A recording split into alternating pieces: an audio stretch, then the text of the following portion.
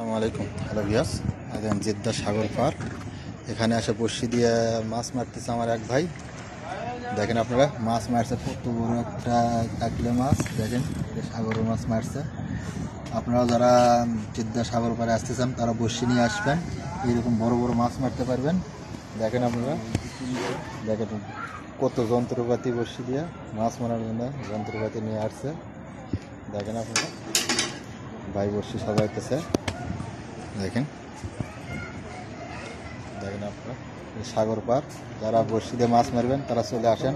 Night দলা মুক্তার ভাই, দেখি দেখেন কত বড় মাছ মারছে। এই যে বড়শি সাজাইতেছে আরো। দেখেন আপনারা, অনেক বড় একটা মাছ বাচ্চা বড়শি, কিন্তু মাছটা উঠাতে পারে নাই। প্রায় 4-5 কেজি ওজনের মাছ।